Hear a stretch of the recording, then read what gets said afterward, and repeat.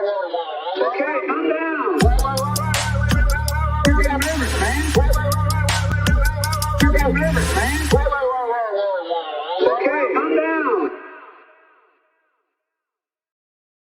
Hello, everyone. Welcome to the Katie Halper Show. So excited to be here with you. We have another great show for you today, and I want to thank everyone who's already here. And of course, I want to urge people to give this stream a thumbs up, give it a like. Also, please subscribe to the stream if you haven't already. We have such exciting news. I want to thank everyone for subscribing because as of last week, we hit 100,000 subscribers. So very excited about that. YouTube is going to give me a plaque. I thought it was a trophy. I was a little more excited about a trophy than a plaque, but I'll settle for a plaque. And we have, as usual, a great show for you today. And I love when we get to have two great guests talking about two really fascinating things. And that's what we're doing today. We're going to have Arnaud Bertrand talking to us about China, about the new Cold War, about xenophobia or xenophobia, depending on how you pronounce it, and also the parallels between xenophobic imagery and anti-Semitic imagery. And then we're going to be talking to Lev Golkin about the media's whitewashing of Ukrainians' Azov Battalion. Of course, feel free to support the show, again, just with a thumbs up and or just by subscribing, but you can also become Patreon supporters. We are releasing shortly that great live event that I did with Brianna Joy Gray. The quality was so good that we were delayed a little bit.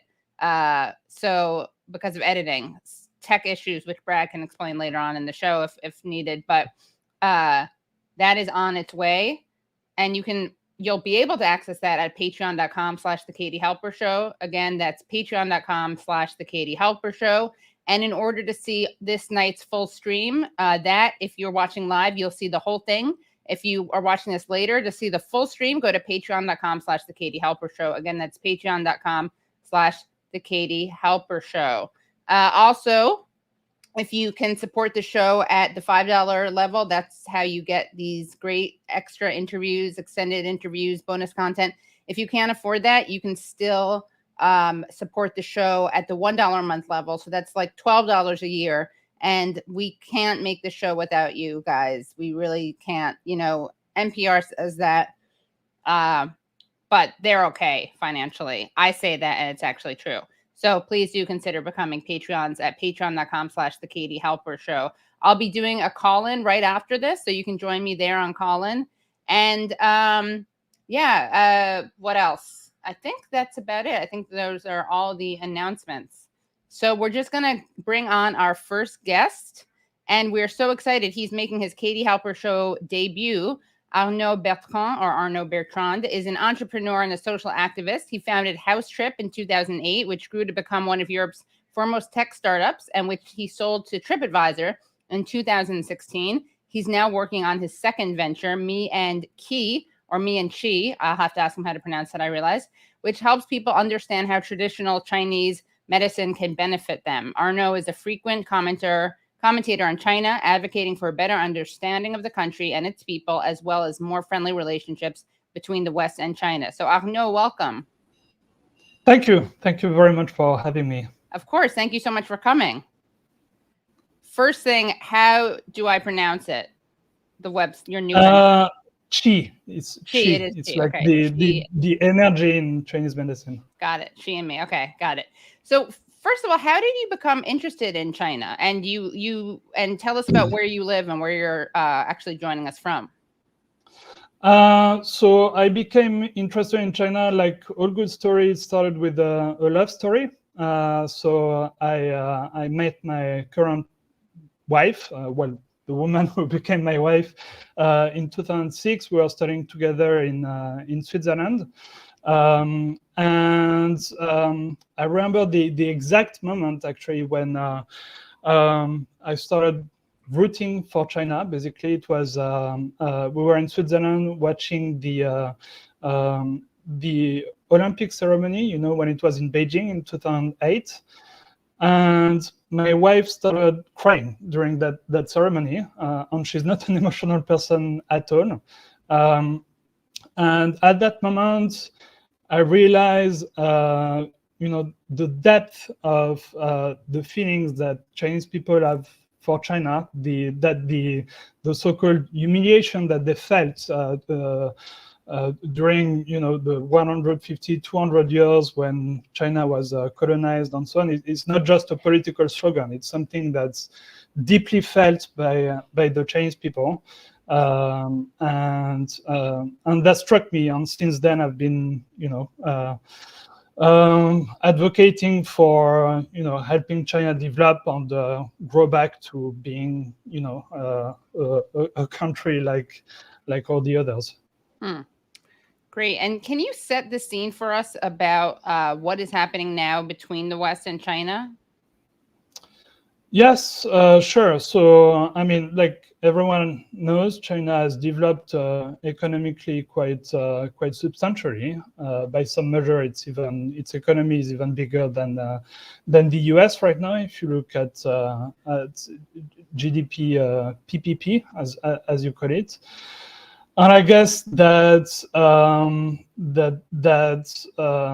has implication for the world order, because so far the US had kind of a hegemonic position in the world order, and with China becoming so powerful that basically questions that, especially in Asia, and I guess that the US takes offense with that, and is trying to roll back and contain China so that it can maintain its position of superiority, at least in the Asia Pacific region.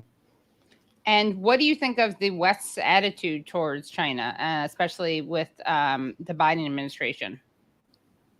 I think the Biden administration is probably one of the worst ever when it comes to its relationship with China, and they're very hypocritical about it. So they keep, I guess, let me give you one example. For instance, this recent semiconductors export controls, where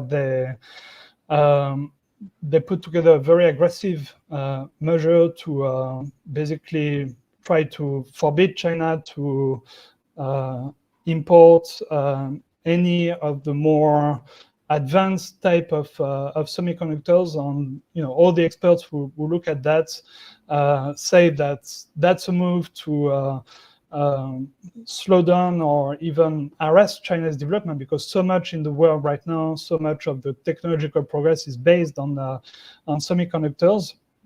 And just 2 days ago, you had Blinken in China saying that basically that has nothing to do with trying to slow down Chinese development. It's basically, the way he presented it, it's almost a normal friendly measure. Right. When it's so it's a lot of this, doing extremely aggressive move also on Taiwan and so on, that they're simply not honest about that. They don't admit that their policy is a policy of containment, trying to start a new Cold War, trying to divide the world into blocks, when that's really what it is.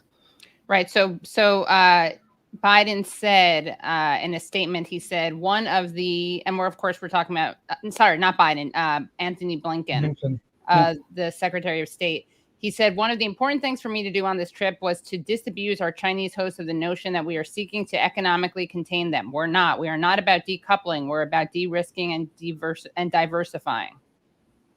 Exactly. That's exactly what I'm speaking about. Right. Yeah. So it's a lot of words, but then the deeds are in complete contradictions with the words. So the Chinese are actually quite insulted by that. It's one thing to do aggressive measure. It's adding insult to injury when on top of that you don't admit your measures are aggressive. And what is it you think that the Biden administration wants vis-a-vis China? I think it simply wants to conserve its position in the world. It wants to conserve the American-led world order, as simple as that. And to be frank, I do understand the US position. So much relies on that supremacy. If you look at the dollar, for instance, the only reason why the dollar is the global reserve currency and that the US has this what the French President Valéry Giscard d'Estaing used to call the exorbitant privilege is because they have that position. And if they lose that position of supremacy, then that will have a negative consequence for the US. So in a way, the US is also a prisoner of its hegemony. They've put themselves in a situation where if they lose the hegemony, then it will have quite negative consequences for them. But that's not fair to those other countries who say we want a more democratic world order where different civilizations, different models can coexist. We all have a similar voice. We're all worthy of respect. We're all equals. There is no nation above another. So that's the dynamic. Right. I wanted to also play a clip that has been getting a lot of attention. People are seeing this as some kind of declaration that Blinken made. Let's play this clip. Taiwan, of I reiterated the long-standing U.S. One China policy. That policy has not changed. It's guided by the Taiwan Relations Act, the 3 joint communiques, the 6 assurances. We do not support Taiwan independence. We remain opposed to any unilateral changes to the status quo by either side. We continue to expect the peaceful resolution of cross-strait differences. So you have all these people commenting that China is like the U.S. is doing China's bidding, bought and paid for by China. He just embarrassed himself. He just submitted to China. What are your thoughts on not only that statement, but the reaction to it? Yeah, so I mean, actually, the truth is the exact contrary. So when he says that One China policy has not changed, it's factually changed because the key, one of the core tenets of the One China policy was the so-called strategic ambiguity, where the US had as a principle not to say if they would or not defend Taiwan in case of war. And as we all know, Biden by now has 4 times said that the US would defend Taiwan. Also, historically,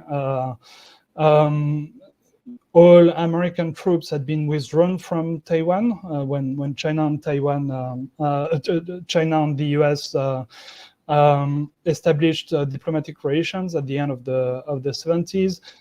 Now, very recently, I think 1 or 2 years ago, US troops are back on Taiwan. The US sent 200 military trainers.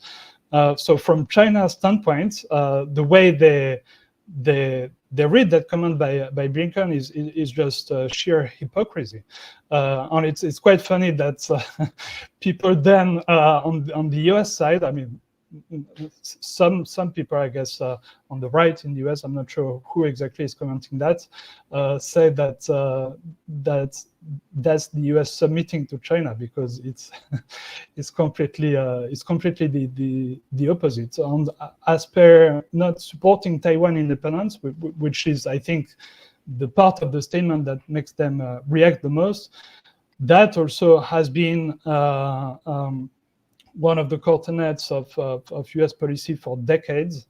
And so it's no change at all. But again, it's only words.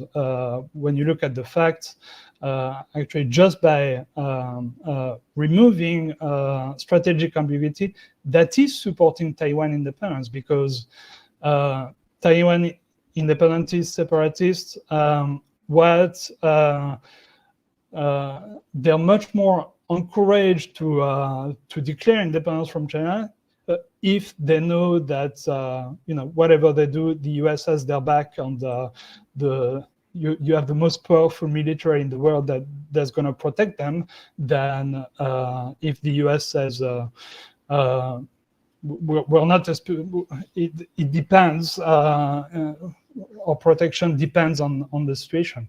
So it's.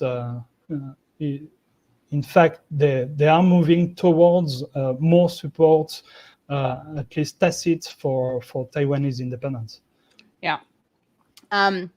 You actually tweeted a bunch of images about demonstrating the similarities between xenophobia and anti-Semitism, and we actually have some of those images. I was wondering if we could show them, and you could kind of talk us through some of your findings. Was this one of the images, or is that yours, Brad? Yeah, I mean, I guess that's a common theme in both xenophobia and anti-Semitism, dehumanization, comparing people to insects on the theme of the infiltration, like their influence is everywhere. They've infiltrated us when or there. That's very telling. It's the big aggressive Chinese dragon strangling the world, and we used to depict Jewish people as well like that. The goal of world domination is also a common theme. Right. So we have two images here. We have like a claw, right? We have it says from the Financial Times, an assertive China challenge, and has like a dragon hand, right? And then on the right side, this is some kind of anti-Semitic cartoon, and we see someone representing, I guess, Jews, who also has wings and claws and a tail, and is also around the globe.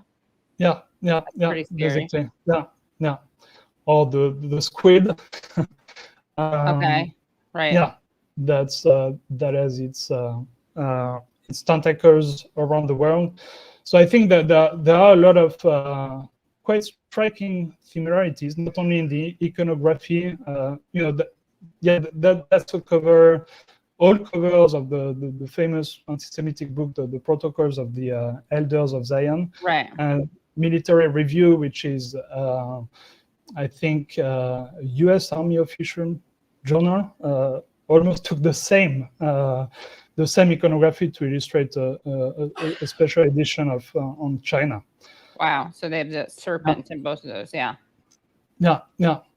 So there are strikingly a lot of very common themes between xenophobia and anti-Semitism. So infiltration, dual loyalty, also that's a big one. Recently, we had the head of the French Foreign Intelligence Services saying, and I quote, that every Chinese citizen is regarded by the Chinese as an activable intelligence agent, which, of course, is also a common anti-Semitic tropes, with Jews being seen as more loyal to Israel than their own country. When the truth is that the Chinese, all the Jews, of course, are human beings with free will, and they aren't more activable than anyone. Goal of world domination, the whole blaming COVID on the Chinese, which we actually had the same thing during the bubonic plague in Europe, when it was blamed on the Jews. Then we have the whole blood libel thing, so which was a common theme in anti-Semitism. The Jews were accused of stealing Christian blood, stealing Christian children, and taking their blood, or other atrocities. As everyone knows, we have a lot of atrocity propaganda on China, which is extraordinarily effective. You depict the people as committing atrocities to rile everyone up against them, and then justify clamping down on them. So yeah, for the Chinese, we have organ harvesting, running slave labor, genociding the Uyghurs or the Tibetans. I even saw a story by Reuters that was about the Chinese killing babies to make edible powder with their flesh. Like you have stuff like that. That's crazy. So yeah. You also saw, what was it, AdBusters? I just saw AdBusters. I shouldn't even say this because I saw you retweeted this. Let me find this. Yeah, they compared Xi to Hitler, right? Yeah, they compared Xi to Hitler. What is that? Yeah, that. I mean, sorry, that's not really a question. It's a bit of a leading question, but yeah, I'm looking for their tweet, which was pretty embarrassing. And this is AdBusters. These were people who used to do. Margaret Kimberly had a great tweet about them that I'm looking for right now. But people really like this. This guy's worse than Hitler language. Hold on one second. Okay, I found it. Brad, I'm going to send you a link. Okay. We're taking back the what is it called? The fourth wall. Oh, you found it, Brad. Okay. All right. So can you zoom in on that? So this is from AdBusters, and they used to do like culture jamming. I don't even know how to describe what they did, but they used to think that they were into Occupy Wall Street. They tweeted, years before Chamberlain caved to the Nazis, we knew where Hitler was going, knew the stakes, but we kept putting up with him because we wanted to do business with him. We just didn't have the guts to take him on until it was too late. The same thing is happening with Xi. And then they have in this weird font, I'm not sure what they're trying to suggest, the next Hitler, ? So, Margaret Kimberly, who's, I always love her takes, she tweeted that out and said, I used to have respect for this organization, but now they're comparing President Xi, who is bringing peace to much of the world, to Hitler. So what's your response to that? Xi, he's just like Hitler comparison. Yeah, I mean, the comparison is insane. It's completely historical. When you look at what China has done, over the past 4 decades, not only they've not started any war, they haven't even fired a single bullet abroad in 40 years. So to make the claim that they're an aggressive power, Hitler-like, is absolutely demented. Or if you look at what they've done internally, they've listed hundreds of millions of people out of poverty, the biggest improvement of living standards in the entire world history. So I mean, it's literally absolutely nothing to do. And they're communists. They're not. They're not right. extreme right. They were on the other side, in case they missed that. Yeah. It's very weird because I mean, AdBusters, they define themselves, just going back to the organization that tweeted this, they define themselves as a global network of activists, writers, artists, designers, tricksters, poets, philosophers, and punks. Our aim, win the planetary endgame. And they published an article about Xi. In fact, I'm gonna just share this article because I think it's kind of an interesting case study. Let's see. We've been here before. Let's see what they wrote. Okay, hold on one second. All right. We've been here before. Years before Chamberlain caved into the Nazis, we knew where Hitler was going, aware of what was at stake, felt what was coming, yet we kept putting up with his ever-escalating swipes. I mean, is that like an understatement or what? Swipes? This isn't like Tinder. Okay. Indignities and arrogances. We just didn't have the guts to take him on until it was too late. Now the very same thing is happening with Xi Jinping's China. We're appeasing him, tolerating his mounting pugnaciousness, compromising our values for economic favors, blindly following the same script that got us into World War II.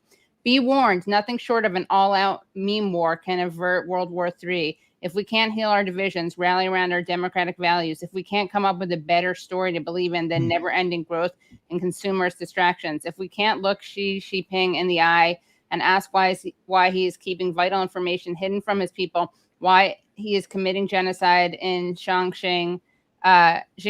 Wait, how do I pronounce that? Xinjiang. Xinjiang, yeah, Xinjiang. I can never pronounce that correctly. Why he is building artificial islands in the South China Sea, and why he is slapping punitive sanctions on every nation that dares to challenge his predominance.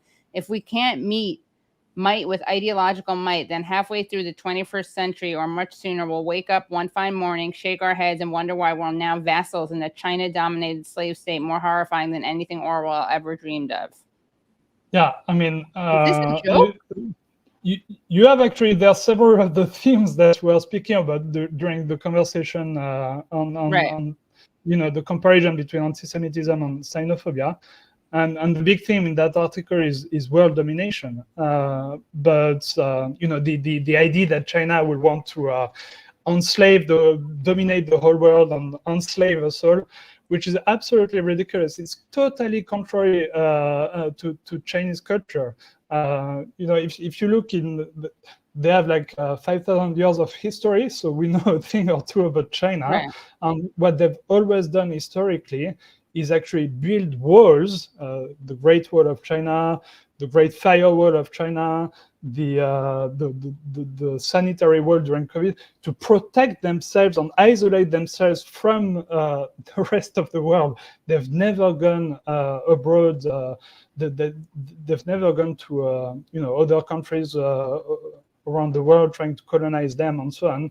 In their religion, you've never had Chinese missionaries going outside China trying to convert people to Taoism or other Chinese religions. It's totally not in the Chinese culture. And most serious observers agree on this. Like Kissinger, for instance, in his book on China, he said, China never espoused the American notion of universalism to spread its values around the world. It's just not at all what China is about. They're about trying to pursue multipolarity and get legitimacy in the eyes of the world for their own system, but not impose it on other countries.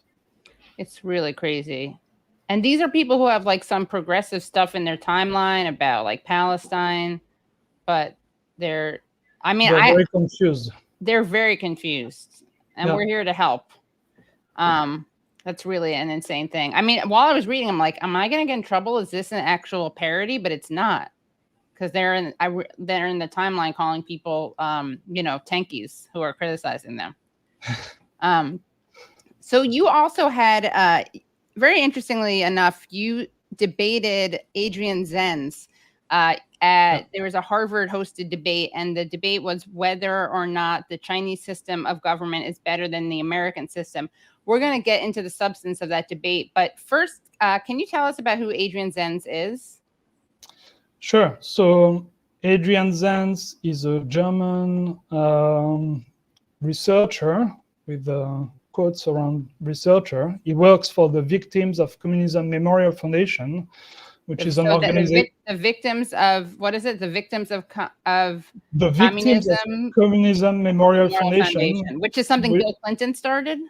It's yes, I mean, it was set up by Congress as basically an anti-communist propaganda shop.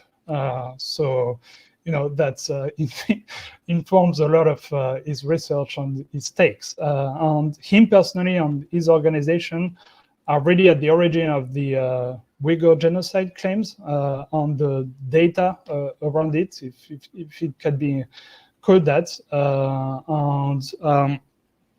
He's I guess he's quite famous in China circles for his data. I think the Brazen did actually a pretty good article on this, on specifically one of his most important claims, which is one of the key data to justify the existence of genocide, which is that 80% in 2018, 80% of all net added IUD intrauterine devices placements in China were performed in Xinjiang. It's been that specific number has been repeated by a number of government officials, newspaper, and so on. understood as, 80% of all IUDs that were placed in China that year were placed on women in Xinjiang. That's crazy. That proves that they're trying to, stop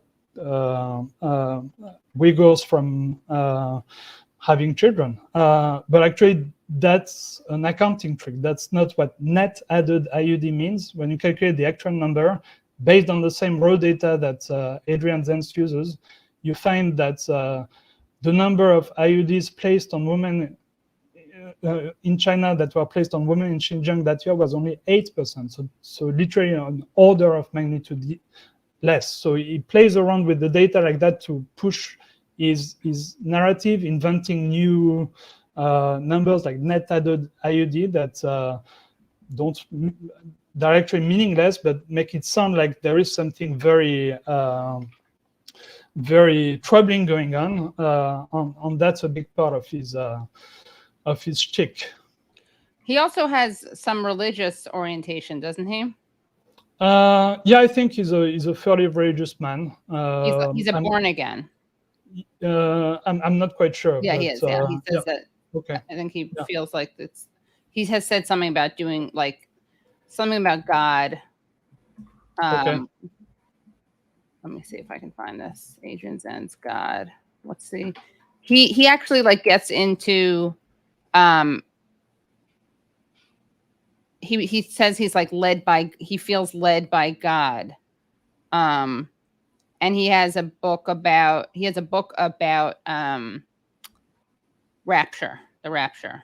So it's very. But and let's get into the substance of that debate. Can you talk about what you argued in this debate, which is interesting? I watched the debate. I recommend it. Yeah. Sure. So it was a debate on basically which system is the better system, the Chinese or the American, on delivering liberty, prosperity, and stability for their people. And there was a vote at the end, and quite incredibly, I won the debate, which is a tall order, winning a debate at Harvard University, arguing that the Chinese system is better at delivering liberty. But I guess my arguments on this was that in the West we've come to have a very somewhat skewed understanding of liberty, where we view it as only individual liberty, when there is actually a broader understanding of liberty. So, for instance, one key initiative that the Chinese government has made is their anti-poverty drive, which is very nice. I've traveled all over China. Literally, the whole population is extirpated from extreme poverty. And I argued in the debate that that's actually an important measure of liberty. Who can argue that poor people are free? When you're poor, you're literally a slave to your condition, right? China, you can look at the data as more than any other countries, especially the US or France, to extirpate people out of poverty. Or there is also freedom from fear. China is a very safe country. As a woman, you can walk anywhere in China in the middle of the night wearing a miniskirt. You will never be annoyed. Whereas that's not exactly the case in most Western cities. So there are a number of measures of liberty where actually China fares a lot better than the West. But I guess my biggest point also in the debate is, and it comes back to what we were saying earlier, it doesn't quite make sense to compare both systems, because one system, the American system, is universalist. So basically, they say we're a system for the whole world. We want to convert we think our system is the best possible system, and we think all countries should adopt it, whereas the Chinese system specifically says, no, our system is very much adapted to our own history, our own context, geopolitical context, economic context, and so on and so forth. And it wouldn't make any sense for any other country to adopt our system. So the comparison is not quite doesn't quite make sense, because there is literally no chance that any other country will adopt the Chinese system because it's so uniquely Chinese. Right. And what else do you think that people need to know about China, given how much xenophobia there is and ignorance about China exists? I mean, there are so many things. So China is, I've traveled in 53 countries in my life. And China is the only country that's really, really, truly, completely different from any other country, because it's grown so independently from the rest of the world as per its culture. Even if you look at the language, most countries in the world share a common root in the language, so Indo-European languages. Even India has the same root, but the Chinese language is completely separate. The culture, there was no influence from, there is a very interesting sentence in a book from Blaise Pascal, who was a famous French philosopher in the 17th century in France. And I think the sentence went something like, who is more right, Moses or China? And that resets the scene, that's what, those are the two key systems, basically. There is Moses and everything that stemmed from that, like all the Abrahamic religions that form the basis of our civilization, and Muslim civilizations, and so on and so forth, and China, which is totally different. So I think people try to understand China too much from a Western mindset, but they don't comprehend the depth of the difference in the way of thinking on everything, even things that are so basic, like the difference between good and bad, for instance. In Chinese culture, that's not the way that they see it. It's yin and yang, where things are not good or bad. The goal is to reach a balance, a harmony between things, where there is a bit of yin in the yang, a bit of yang in the yin, and you try to achieve harmony and balance instead of striving towards extreme good and seeing everything that's not good as bad. So if I had something to say about China, that would be it. Try to, be humble in the fact that there is so much you don't understand, and really trying to understand China takes years to a Westerner, because you need to relearn everything about what you've been told, the most basic assumption, the way your brain is wired since your childhood, because it is such a different culture. Yeah, and I also wanted to know what you say to people who, I hear this quite frequently. People are like, well, China wants to dominate the world. If we're up to them, we'd all be living under their system.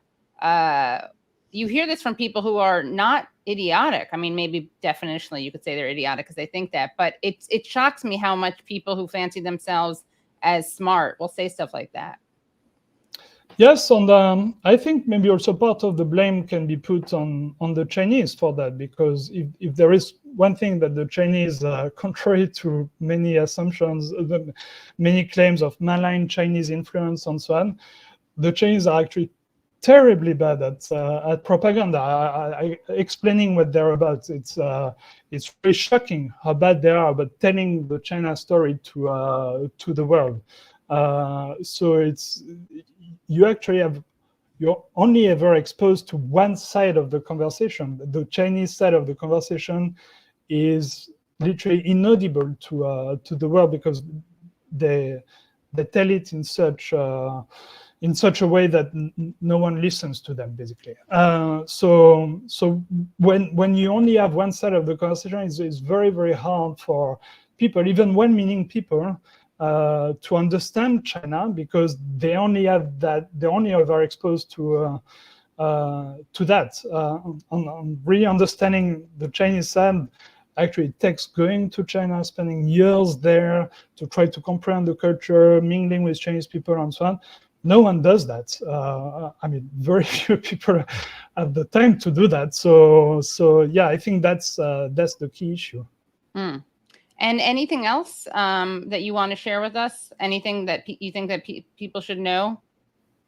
I mean, there are many things that people should know about China. I guess my big message will be like, be humble. Don't believe everything you read from the at face value. Try to take a step back. Maybe try to read Chinese sources. Try to understand that simply the Chinese people are human beings like everyone else. They deserve development. They actually like their government, and yeah, that's so yeah. Try to be a bit more humble. I guess that's the big message. Great. Well, thank you so much for joining, and would love to have you back on. Give us more updates. Thank you. Thank you so much. Thank you. And everyone should follow him on Twitter because his account is really great. Thanks. Okay, everyone, if you haven't already, please do give a thumbs up because this is a great chat. We want to make sure people can hear it and see it. Also, make sure that you, if you're not already a Patreon subscriber, please become Patreon subscribers at patreon.com/The Katie Halper Show. Oh, and by the way, I meant to say this when Arnaud was still on, but Adrian Zenz wrote the book, Worthy to Escape, Why All Believers Will Not Be Raptured Before the Tribulation, which is about, there's some view of the rapture, which I think is a weird thing to do. Like, I mean, everyone can believe in what they want, but I just think it's a weird area of scholarship for people to be doing. I mean, theology is fine and religion is fine. I just think I don't know, that I'm not going to go to social science. I'm not going to get my social science analysis from someone who focuses on the rapture. That's what I'll say. Okay. But he's the source for many people, which is interesting and problematic. So we are going to bring on our next guest. And as Brad says, please remember, hit the like button, share, and subscribe. And our next guest is coming back to the Katie Halper Show. We're so excited to have him back on. He's the author of a great book that I really recommend called A Backpack, a Bear, and 8 Crates of Vodka. And he also writes for places like the New York Times, the Washington Post, the Los Angeles Times, CNN, the Boston Globe. He's appeared on MSNBC, NPR, ABC Radio. And he has yet another great article at The Nation. And that article is called, the article is says, before Russia invaded Ukraine, these fighters were neo-Nazis. They still are. It's called, the Western media is whitewashing the Azov Battalion. Before Russia invaded Ukraine, these fighters were neo-Nazis. They still are. So, Lev, welcome back to the show. Thank you. Thank you for having me on. Of course. Thank you so much for joining. Glad to be on. So tell us what made you write this piece, this very good piece. I've covered Ukraine's Azov group for years, since 2014 when they first were created. And I noticed that ever since one second, Lev, sorry. Can you refresh, because you're a little out of sync. So if you refresh, hopefully your Wi-Fi will be better, because you were not out of sync before. All right. I got it. Sometimes it's awkward. You don't want to interrupt people. There's tech issues, but it's so much better if you can try to. Okay. Is this Brad, any better? yeah, it's much better. Great. Okay, great. Awesome. And first, actually, you know what? Since we're redoing this anyway, let's start off with you telling people about where you're from, so people have a sense of your perspective on this. I'm originally from the city of Kharkov, now called Kharkiv in eastern Ukraine. That's the giant industrial city, the second biggest city in Ukraine, that's very close to Russia. And it also happens to be a city that had a neo-Nazi street gang called Patriot of Ukraine. And that street gang eventually formed a battalion, a paramilitary called the Azov Battalion, which in turn grew and grew and grew over the next 7 years to become a brigade in the armed forces of Ukraine, in the military of Ukraine, in the National Guard. And I've reported on it for a long time, and I've noticed that as soon as Russia invaded Ukraine, this was last February, so this is February 2022, shortly after the winter of 2022, Western media, which spent the past 7 years talking about how Azov is neo-Nazi and how Azov reaches out to white supremacists across the world, how it recruits them, how it's basically a hub of neo-Nazism, suddenly Western media just started reversing itself, and suddenly all of these groups started saying that this organization of battle-hardened neo-Nazis had suddenly and magically stopped being neo-Nazi. And they read White Fragility, I think. They did a sensitivity training. Yeah. Yes, we shipped crates and crates of White Fragility to Kiev, and it worked. So this is all happening at the same time, and this is what makes it so psychotic. This is happening at the same time when people are saying about how white supremacy is this existential threat to America and to the world. So at the very same time as we're saying all of this, we're also saying, hey, this neo-Nazi paramilitary is suddenly not neo-Nazi anymore. And this is by the time like September, October rolled around, we not only were whitewashing them, we went to celebrate them. So suddenly we started having these fascists in Congress, on MSNBC, in elite universities like Stanford. So in the space of just several months, we've gone from acknowledging they're neo-Nazis to saying anybody who says this is really a Russian puppet, to saying, you know what, these people are actually heroes. Right. And we actually have some images that you sent over that we could show. I think would be interesting to look at. Yeah. And everyone, make sure you check out this article. Also, Lev had a great article we had him to talk on about that was at the New York Times, which is about basic Operation Paperclip and the kind of rehabilitation of lots of Nazis and war criminals who get things named after them, which is interesting. Okay, so, well, that's the article. So actually, before we show the images, what can you tell us what this is? Yeah, this is the piece that just came out in The Nation. I'm deeply grateful for them for allowing me to have this. It also came out in print, and it's my story about how this is the Azov group, and it's not just a battalion. They call it the Azov Battalion, but by now it's a brigade. But this is the Azov group. This is its founder right there, doing the salute, and Andriy Beletsky. That's the one with the one on the right side with the watch, the one whose watch we see, right? Watch band. Yeah. Yeah. And that's he was the leader of the neo-Nazi gang in Kharkiv that founded Azov. And what is that symbol? That symbol is called the wolf's angle. It is a neo-Nazi symbol. It is the wolf's hook. It's several Third Reich divisions use that insignia. It is something that you popularly find on neo-Nazi websites, and this is something that Azov used and has continued using.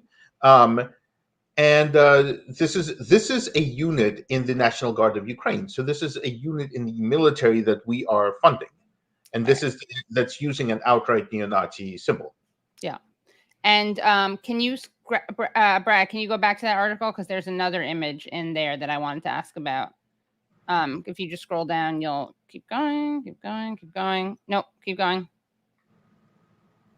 Okay, and this. Yeah, this is the Patriot of Ukraine. This is the neo-Nazi gang that formed Azov. As you can see, it clearly used the wolf's angle. They claim that it's actually a letter N and a letter I. But I mean, that's also like, you could say that, oh, this is in the swastika. It's two letter Z's juxtaposed on it. Right. So, it clearly is a wolf's angle. And this is Andriy Beletsky. This is the same guy at the podium that you saw, just younger. Back when he was just leading this party, and his dream was to have Ukraine lead the world in the struggle against the Jewish-led Untermenschen, and he's got his dream purring along because now he's been, he's reached this.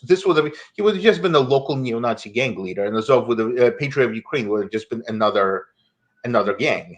And instead, now they're getting celebrated in the highest quarters of power in Congress, in American media, everywhere.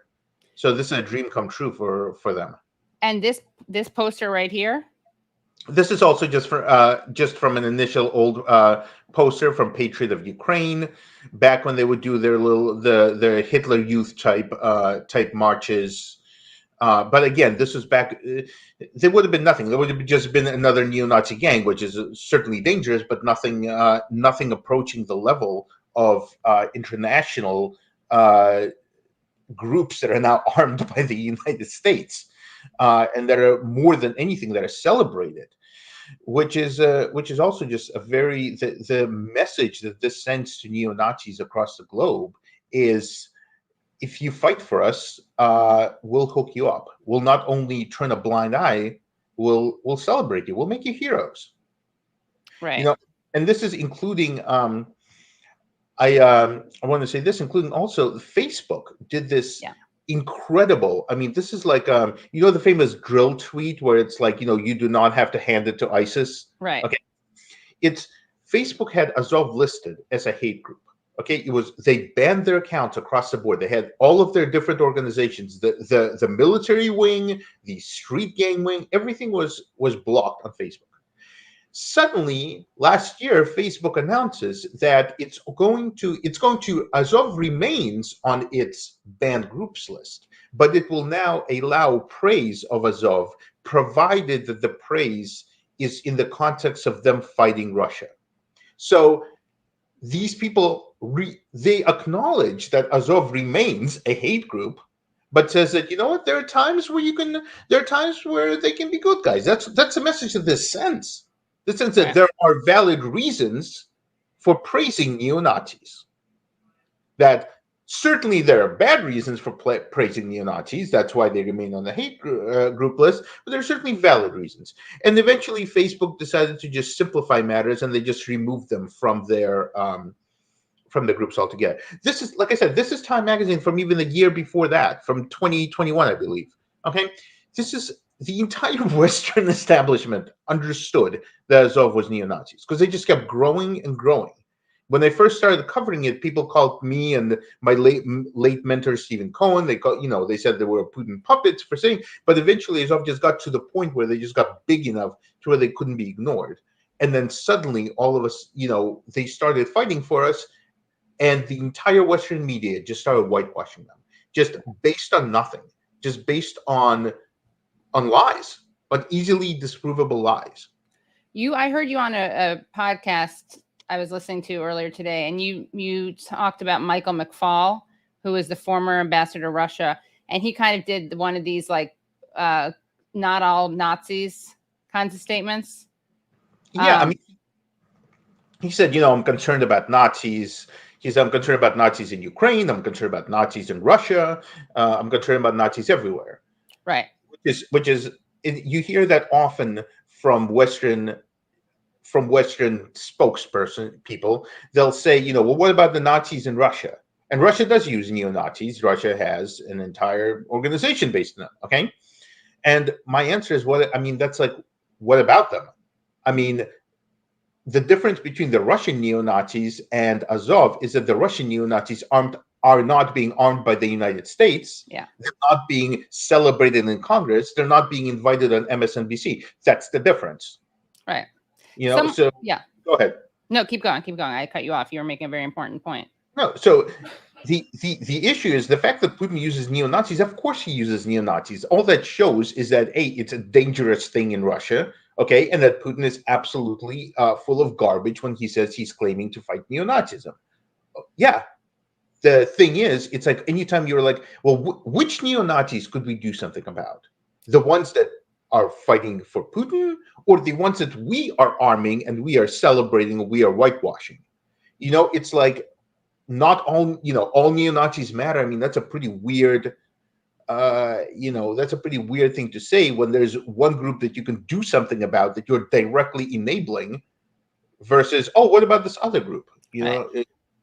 Also, it seems like, I mean, one of the things that I believe your late mentor, Stephen Cohen, said was that in order for Zelensky to not be pushed around by neo-Nazis, who, again, their numbers, it's not a question of their numbers, it's a question of they have the guns and they have a lot of power in Ukraine, that there isn't, that is not the equivalent in Russia, because the relationship between Putin and his people is not the same thing as the relationship between Zelensky and his people, Putin and Nazis versus Zelensky and Nazis. I mean, you had that footage of some neo-Nazis basically threatening Zelensky.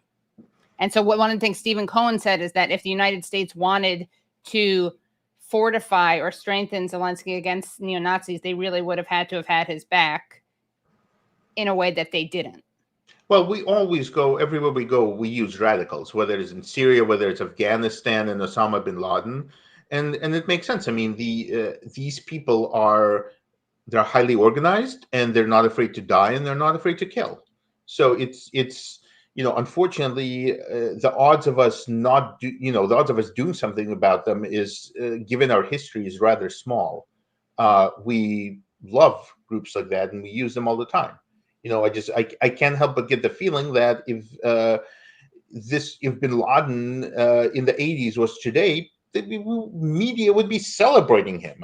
They actually did. I mean, The Guardian actually did a story about the warrior fighting the Soviets. So he would be on Instagram. He would be, we would be celebrating him, just like we're celebrating Azov now. Right. We also have some more images that you had sent me that we could look at. Please. Yeah. Okay. So this is to set the background. Okay. Can I ask you a question? Is this a fair statement? Scottish Lion writes, Russian neo-Nazis aren't integrated into the Russian army and they are banned in Russia. Most Russian neo-Nazis got angry at Putin because he banned them from participating in politics. Is that a fair assessment? What's your... No, I would say no, because the Wagner Battalion, you can say it's not part of the Russian army, but it really is part of the Russian army. I mean, they're serving as a paramilitary, but that's directly part of the Russian army. Okay. Russia certainly uses plenty of neo-Nazis. There are neo-Nazis on both sides of the conflict. I mean, that's just and unfortunately, that's the reality. And if we were arming the Russian neo-Nazis, then I would say that should be the number one priority also. Putin is, of course, disingenuous. Not to mention the fact that just because Ukraine has neo-Nazis doesn't give him a right to invade an inch of Ukrainian soil. But sure. It's this duality of Azov and Putin really need each other. They are bound together, okay? Because Putin uses Azov to defend the indefensible. Putin uses Azov as an excuse to invade a sovereign nation. Azov and its defenders use Putin to also defend the indefensible, which is that we should be lionizing and arming and whitewashing neo-Nazis. So both sides use each other. And the moment you say anything about Azov, like, we should support Ukraine, but not support the neo-Nazis in there, you immediately get accused of being a Kremlin puppet. So if Azov disappears tomorrow, Putin will be weeping. And if Putin disappears tomorrow, Azov will be weeping. They need each other and they use each other very effectively. Yeah. Just like during the Cold War, the hawkish parties of America and Washington, they loved each other. They used each other to get more money and more power and to pursue their agendas. Mm-hmm. So back to the photos. Okay. Okay, so this is the insane part. the Western media, and I mean just mainstream Western and Israeli media, spent the spring of last year of 2022 saying that Azov got rid of its Nazis, because they had to explain somehow of, we spent years reporting that these people are neo-Nazis and then suddenly they're not. What happened? Okay. So they said, Azov got rid of the original neo-Nazis. They started as a small neo-Nazi group, but then they somehow saw the light and they got rid of them. Okay. The battalion is now indistinguishable from any other groups. So at the time, the Azov Brigade, which by that point has gone to the side of brigade, if you think that if you would be doing an article saying that there are no more neo-Nazis in charge of Azov, the first thing you would do is find out who the hell is in charge of them. Okay. Right. And the person who was in charge of them at the time is this gentleman, Denis Prokopenko. Okay. Mm-hmm. Here's our hero. Here's the person who's the commander of Azov. An article to mention him. Okay. Here he is in the top left on the cover of the Black Sun, which is, you see that symbol above there? Yeah. That is the same symbol used by the Buffalo shooter and the Christchurch. That's another very popular neo-Nazi sign. Okay. This is the symbol used by the Buffalo shooter in New York State and the Christchurch shooter in New Zealand. Yes, correct. Okay. And it's one of the most popular neo-Nazi symbols in the world. Okay. And it also happens to be the name. It was also part of Azov's insignia, and it also happens to be the name of Azov's informal core magazine. Okay, so this is him interviewing for their magazine. There he is. Okay, then Azov's original, the original Azov Battalion had a subgroup in it. Okay, and the group, informally called themselves the Borodach Division, the Bearded Guy Division, okay? And their insignia is that it's a Totenkopf, which is again, one of the most popular neo-Nazi signs in the world, okay? It was originally used by the Nazi Party in the group that used, the part of the SS that used to guard the concentration camps used it. Today it is one of the most popular neo-Nazi signs in the world. And so this Prokopenko's group used the Borodach. This is what they use, and it's a very specific style. It's not just any skull and crossbones. I don't know if you can zoom in, but it's a very specific style. And that is exactly what they did. All they did is they gave the skull a mustache and a beard. Okay, but overall, this is a Totenkopf. This is one of the signs used by Nazi Germany, the group that guarded the concentration camps, and this is used by neo-Nazis today. Okay, so this is what this guy is. This is what this guy is part of. Yeah, that's from the ADL website that I just pulled up. Anti-Defamation League. Okay. Yep.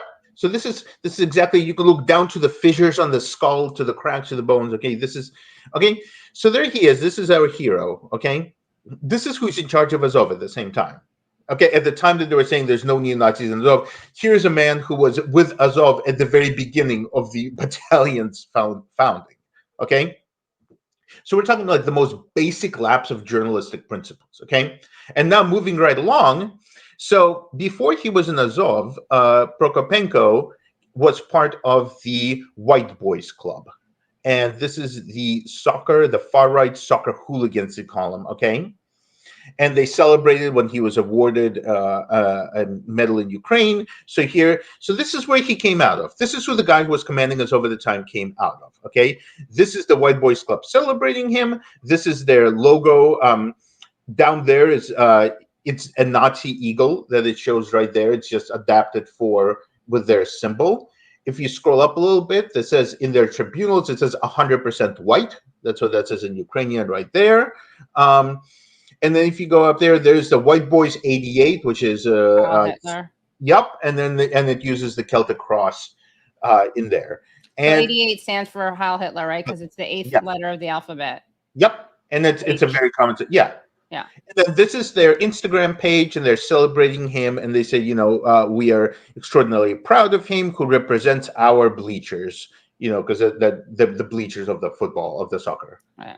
Okay, this is where he came out of. So you would think that, and by the way, the second in command at the time, his deputy, happens to also be not only a veteran of Azov, but also part of the of Patriot of Ukraine, which is the neo-Nazi group that formed Azov in the first place. Okay, so you would have these Jewish magazines, and you would have American magazines, even including quoting him and saying that the neo-Nazis have left. You know, the neo-Nazis have left the Azov. building. Yeah. Yeah. Okay. And this is, so we're talking about, like, you're a reporter and you're covering, you're not even going to take 2 seconds to see who's the people who are in charge of it. I mean, as I wrote in my piece, there's a difference between like fog of war and just willful blindness. Right.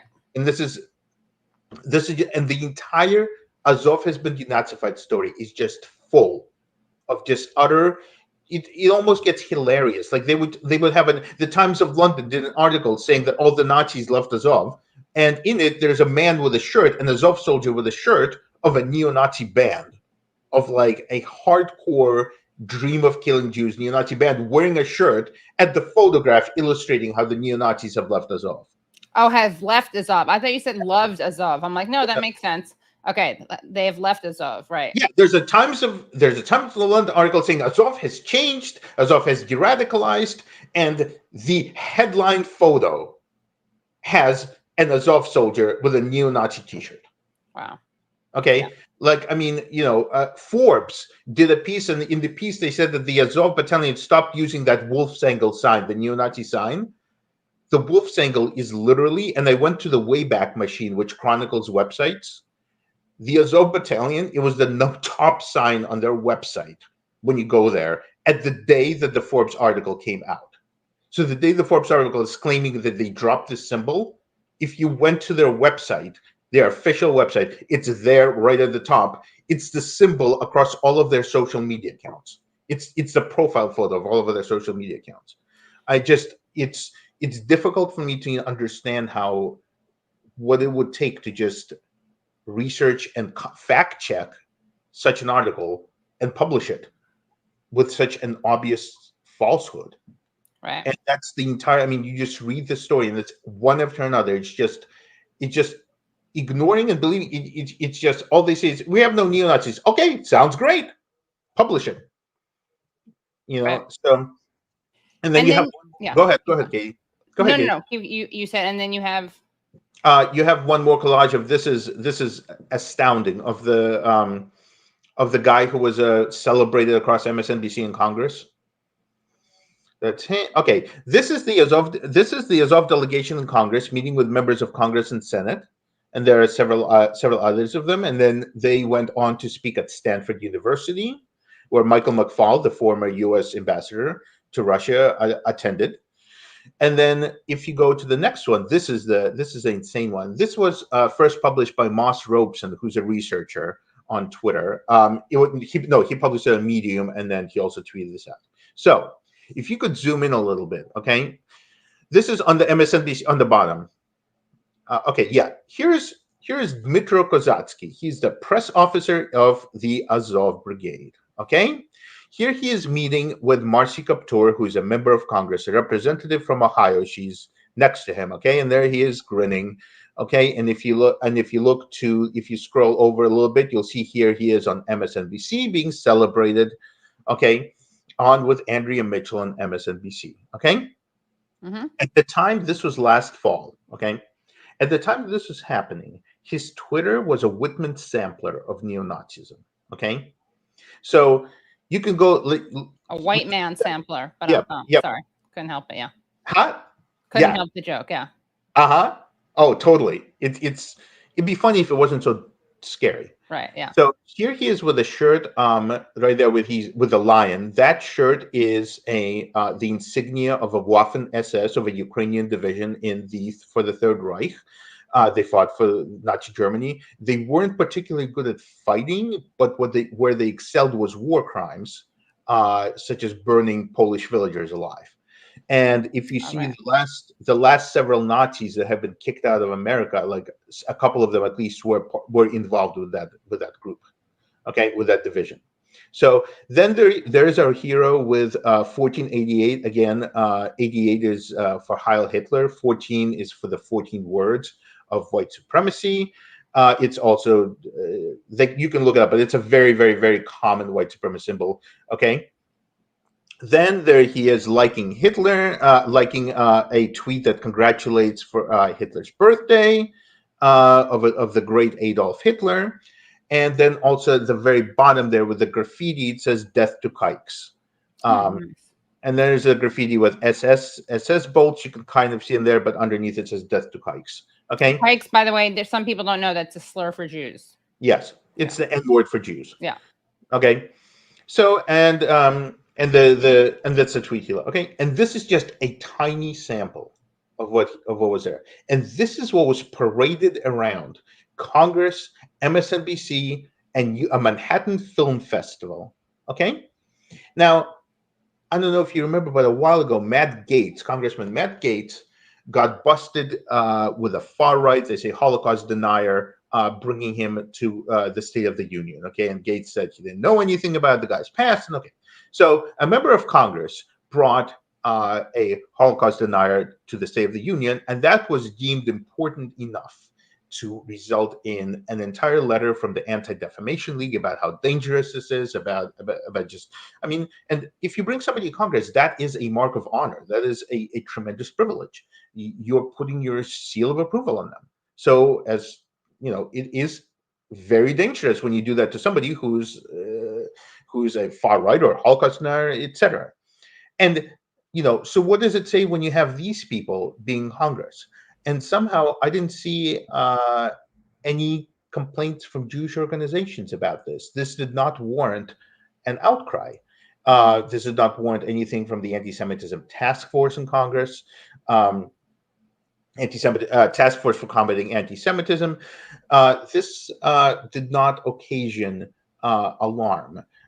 So you're talking about, you know, a far-right person from America versus people who are in a battle-hardened veterans of a neo-Nazi paramilitary that we're funding. Okay, you're talking about somebody whose Twitter is just filled with hatred.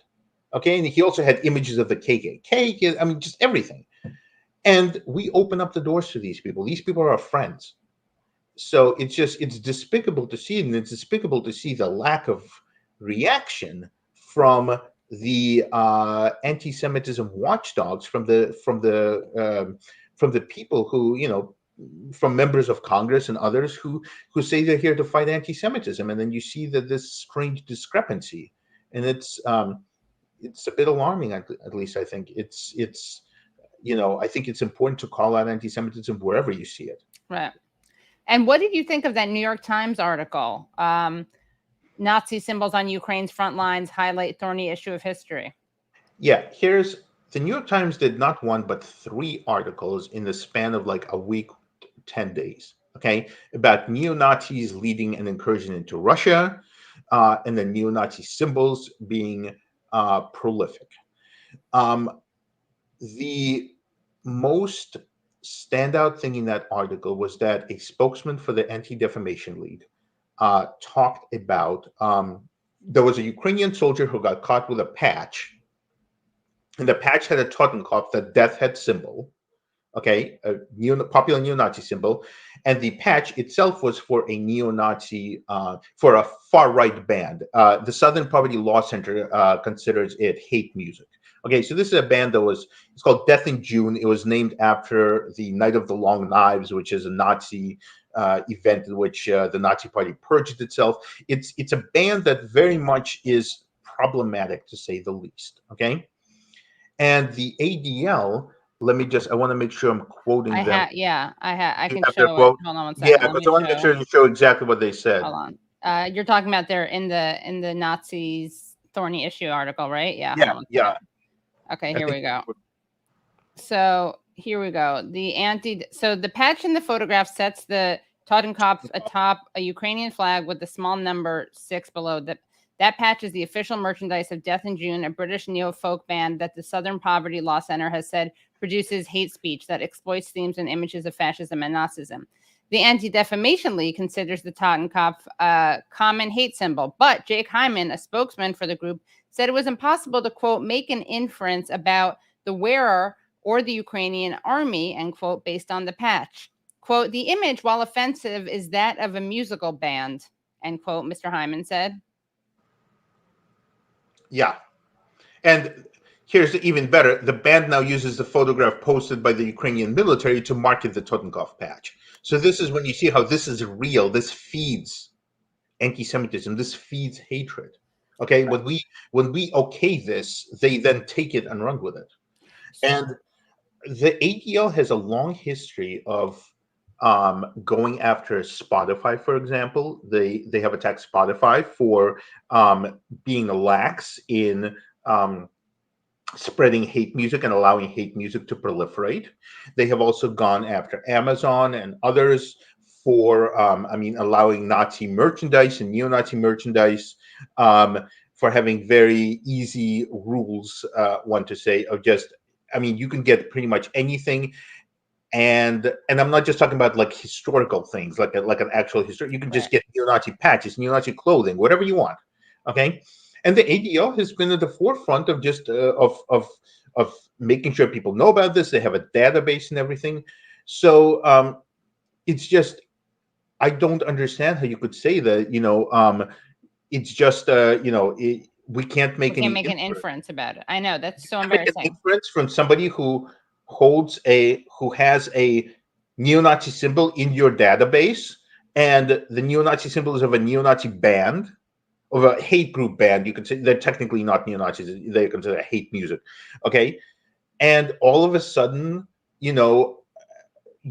we've made inferences because the ADL has been forward about calling out Spotify and calling out Amazon and calling out all these other people that do hate music. But suddenly for this, it's very strange to suddenly be so, I would say, open-minded, strangely open-minded about this. Right. And it's just, you also see, like, the New York Times did 3 articles. Okay, here we go. For Ukrainian military, far-right Russian volunteers make for worrisome allies. Article 2. Here we go. Anti-Kremlin group involved in border raid is led by a neo-Nazi. And Article 3. Nazi symbols on Ukraine's front lines highlight thorny issues in history. The paper of record does 3 articles, okay, in the space of 10 days or so, about the army that we are arming and giving billions to, including top-notch lethal weapons. Okay, you would think that in general the Jewish community would be up in arms about it. You would think that, this is the same people who, anytime Marjorie Taylor Greene sneezes, it's the second coming of Hitler. Right. So you would think these people who can't sleep at night, or Corbyn, or others. Okay, Roger Waters. Roger Waters. Okay, so all right, but thank you so much. Thank you so much. Bye, Lev. Bye, everyone. Thank you so much for coming. To see the full interview, go to patreon.com/The Katie Halper Show. Again, that's patreon.com/The Katie Halper Show. If you're not watching this live, make sure you do that. You'll get to see me and Lev talk about Jon Stewart honoring someone in some neo-Nazi gear. You'll get to see us talking about Roger Waters. It's a great bonus discussion. And again, that's patreon.com/The Katie Halper Show. Patreon.com/The Katie Halper Show. And also we talk about Mark Hamill. That's the guy from Luke. That's the Luke guy, right? From Star Wars, and his dabbling, his interaction with the neo-Nazi flags. So again, patreon.com/The Katie Halper Show.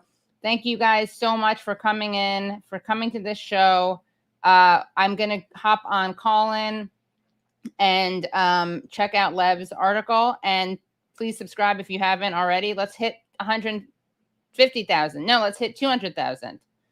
And make sure your friends know about the show. And if you have friends who want to learn stuff, tell them to subscribe to The Katie Halper Show, youtube.com/The Katie Halper Show. And next week, Brad, for real, next week, we're showing people the emojis and badges that they get when they become members of YouTube. Cool. And and I was just thinking, when you said I need to tell my friends, my step 1 is I just need to go make some friends. And oh, well, that's true. Well, apparently, but I want to show you guys one more thing. Can you show this thing? It's a belated Happy Father's Day. Let me show you. I'm going to text it to you, Brad. Hold on. Brad, let me text this to you. You guys want to see my cute Father's Day Instagram post? It's very cute. I would like to see that. All right, I just texted it to you, and then we can show it to people. Oh, okay. You can also just take a screenshot of it, but I sent you. Okay, just one moment. And thanks, Wade Worth, for your thanks everyone for your super chats. We got another super chat. Oh, whoops, I missed some of them. Tony D says legendary interview with Dr. West. Thank you. Was Azov? We asked that. Okay, I missed this one. Was that group C14 part of Azov? I'll ask him. Thank you, Grasshopper, for the super sticker. And Grasshopper says, great show and guests, all stuff I'm interested in. Thanks, Grasshopper. And the super chat that we showed from. Oh, wow.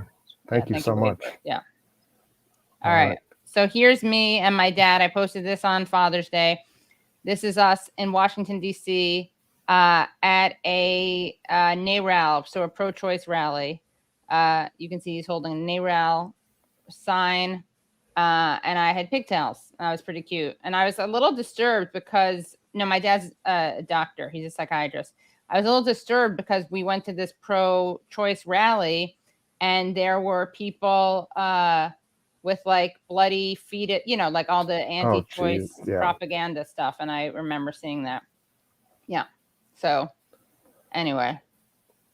All right, guys. Well, thank you all so much, and I will see you next week. And I hope that everybody had a good Father's Day, and your dad had a good Father's Day. Yeah. I didn't get to see him. I was away, but I'm going to see him soon. They at least get one day of the year. The other 364 are the kids' days. Yeah. That's funny. Someone wrote Donald Sutherland was Katie's dad. He doesn't look like him in real life, but he does look like him in that photo. Who he really looks like is Albert Einstein. Right. Yeah. Well, someone writes that they're pro-life. Well, I hope you are against the death penalty and universal health care. Don't have an abortion. Yeah. All righty. Okay. Bye, everyone. Thanks, Brad. Thanks, Tyler. Thanks, Phantomus Fanta. Okay, calm down. You got rivers, man. You got rivers,